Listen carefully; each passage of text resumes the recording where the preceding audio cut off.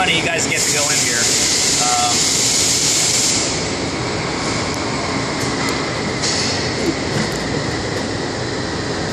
Alright, so basically this is the other half of our component, which is the rotor. Here we have two operators that actually needed to operate this line to make, from start to finish. So you have one operator here and the other operator at the end of the line. This particular process is the same concept as a stator. They'll put the laminate that you saw at the beginning of the stator line, they'll put that through here. Then what you saw in the video, the robot takes those parts and apply the glue on both sides of the slot. Then also here. One thing is here it requires 128 application on the magnet in order to make one set. So here they apply it, and here they insert the magnets here. Obviously, somebody mentioned about magnets. It is very expensive. So trying to maintain this line to make sure that we don't get any scrap is very vital to profitability for Toshiba. So it's not, after it's assembled, we can't disassemble them to reuse it. So it's one-time only shot. So we've got to make sure we actually, have this machine up and running correctly. How many poles does it have? Two poles. This is the required number of poles from the fork. Yeah. Okay. I mean, you have, north and south poles, obviously. Yeah. But you have also the magnets that's magnetized in that orientation. And different orientation will make that how quickly that you need to have that motor to turn. So you mean only 2 poles? I think so. I got to check that out. Somebody hadn't told me that one yet, so that's a good question to ask. So this kind of motor, this kind of PM motor use surface mount PM material, right? So it's not inside the rotor; it's just a surface, right? You just mount the PM material on the surface, not inside the rotor. Right? The magnet does go inside the rotor.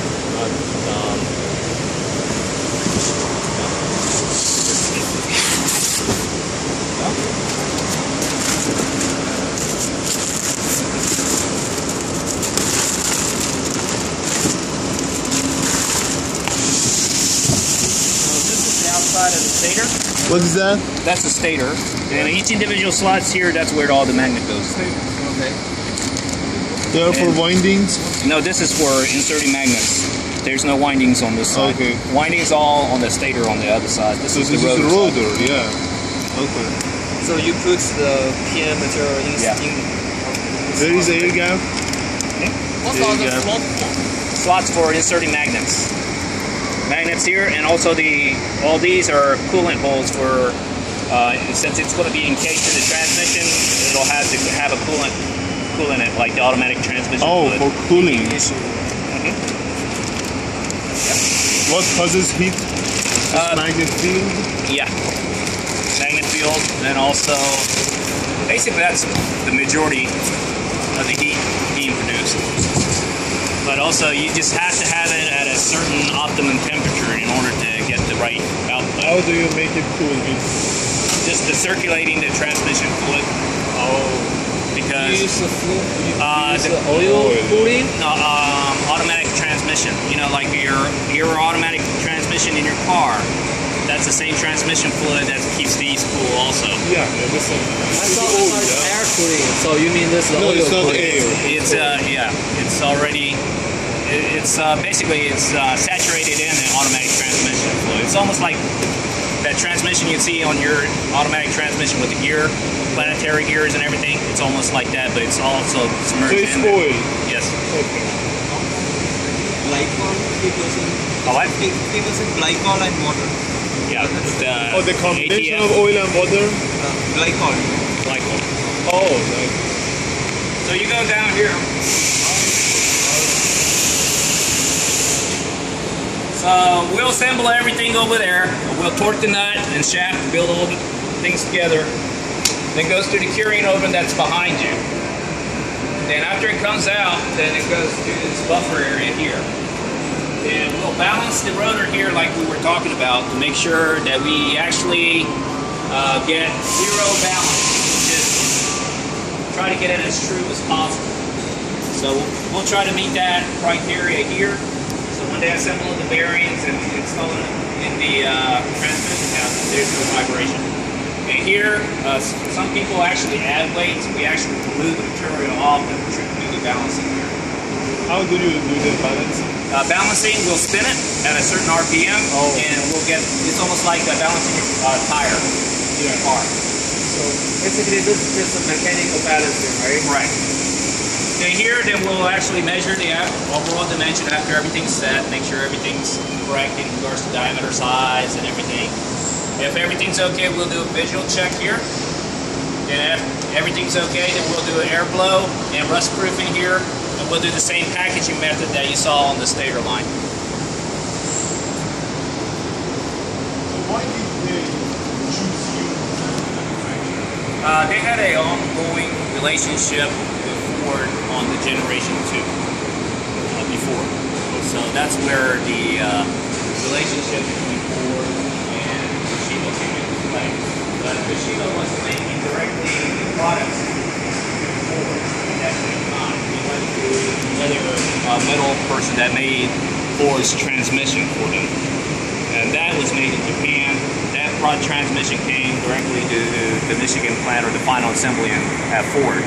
But for this generation of products, Ford wanted to make their own transmission.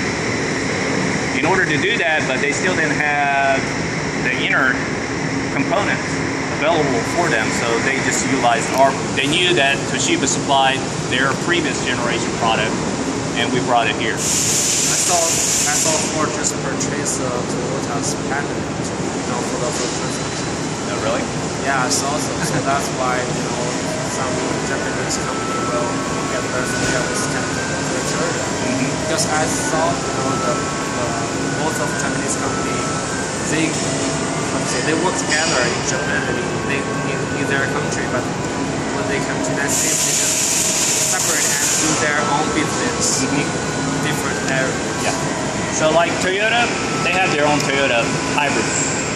Nissan has the same thing. Ford doesn't have one yet, so they relied on our expertise on the hybrid components to make that happen. So that's basically what it makes. Obviously, you got the same line here to do the other side of the generator rotor.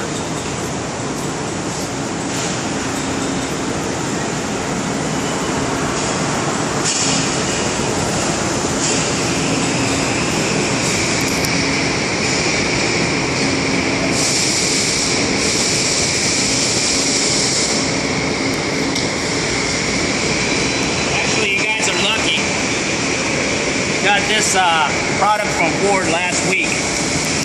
So this is what they do at their transmission plant. So this is what we sell to them, the motor portion and the generator portion. And they assemble all these together to make the hybrid transmission. So it generates the electricity from the mechanical power? Yeah. In the braking. Vice versa? In the braking.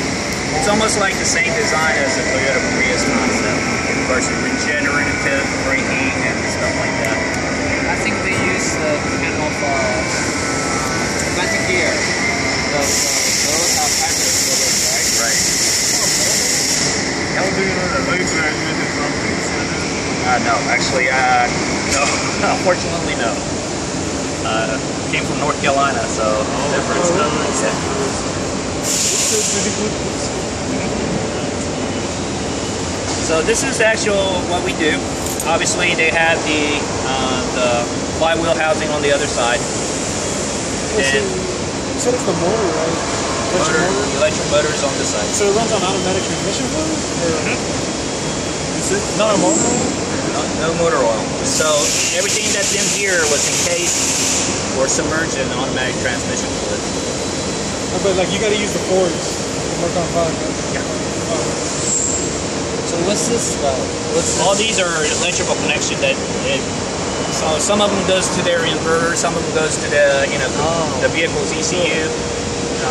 so it goes on the different. The storage part is just Storage? battery. No, all those are not stored here. No. So where is cooling oil injection? Okay, so all these are done at Detroit, in Michigan. Okay. So we only sell these products here. So whatever you saw on that final packaging is what you saw being delivered to Ford. And they'll assemble this in their Van Dyke powertrain division. They'll assemble all these together and send it to their final vehicle assembly. Like green. Bearing?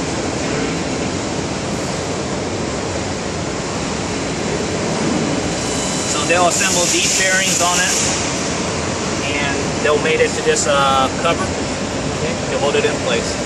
And also on the other side, there's another bearing that holds it in place and make it true while it's This is rotating. the power of SUV model, yeah? What is the power of I think I can show you that. I think it's on that display board. Already? The 92. Yeah. 92 kilowatt.